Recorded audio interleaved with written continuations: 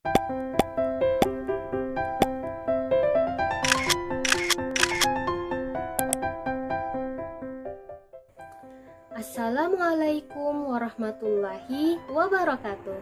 Halo anak-anak, apa kabarnya kalian hari ini? Semoga kalian selalu sehat dan tetap semangat untuk belajar. Pada kesempatan kali ini, kita akan belajar tentang bentuk-bentuk pecahan. Tujuannya agar kalian mengenal berbagai bentuk pecahan dan juga mampu merubah pecahan dari satu bentuk ke bentuk yang lainnya. Yuk, kita simak sama-sama penjelasannya.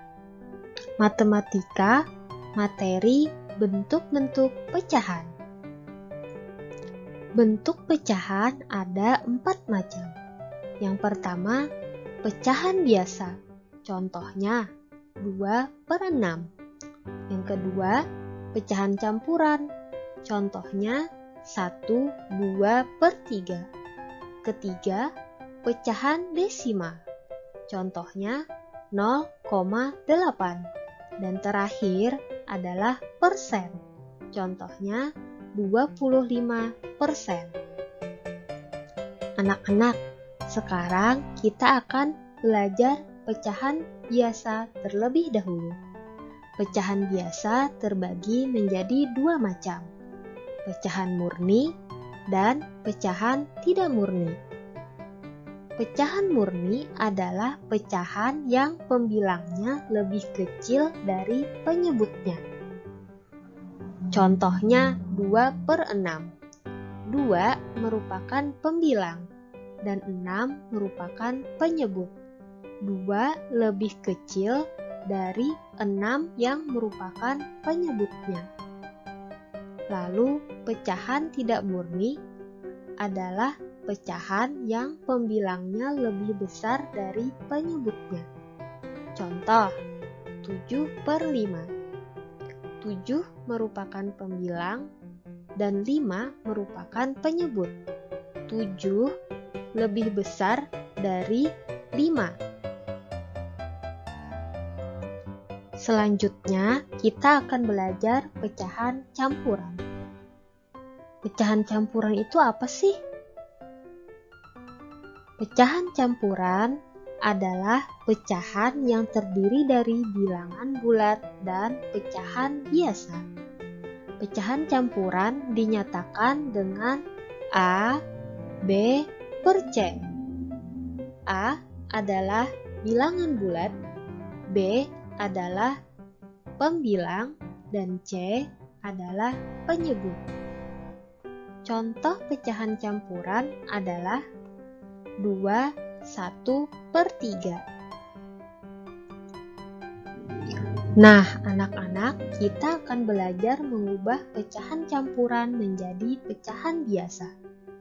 Di sini ada pecahan campuran 5/3/4.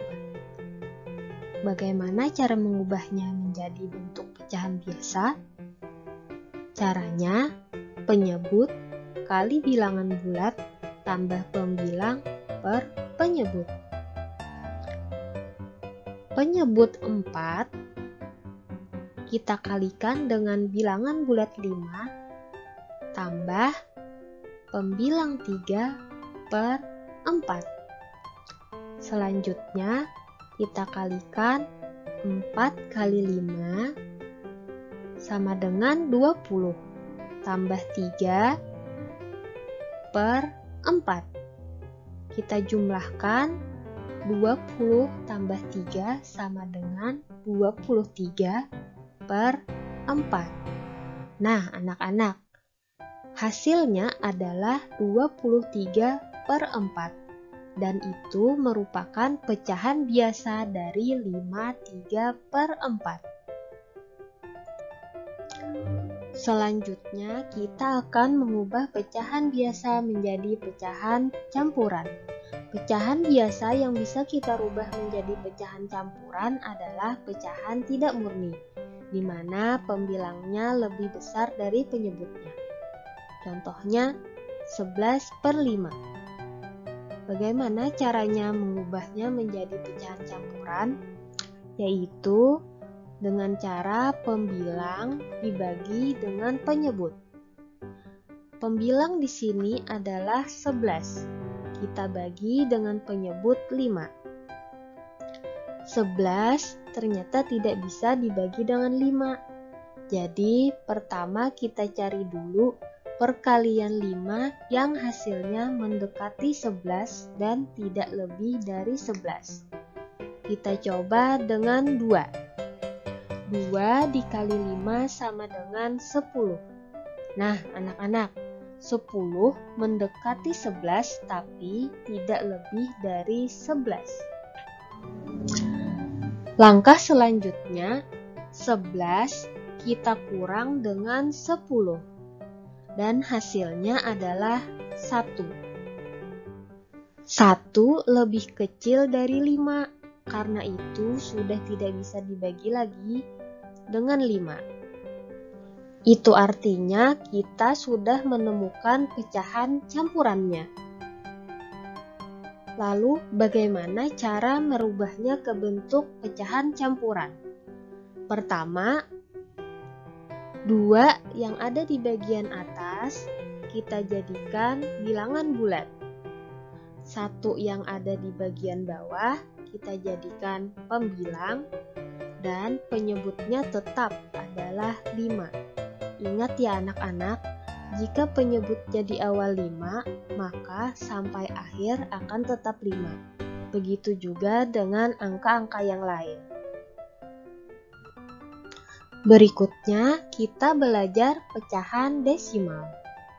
Pecahan desimal adalah pecahan per 10, per 100, per 1000, dan seterusnya yang ditulis dengan menggunakan tanda koma.